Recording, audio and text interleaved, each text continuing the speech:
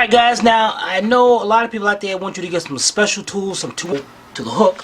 And this one, this side, there's a long distance. Notice, see how that's indented. I'm going to pick up on the jaws.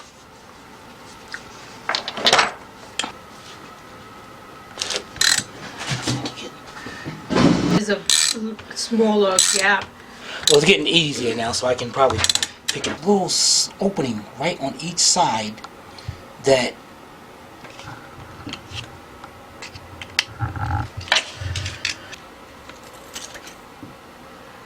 make sure it tight fit.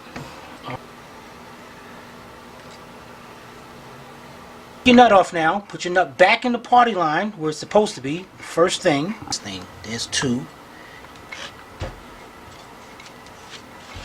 So we got 1, 2, 3. Get that snap ring out of there. Ring in that ring. Take that off. And that is your. Let me just hold on.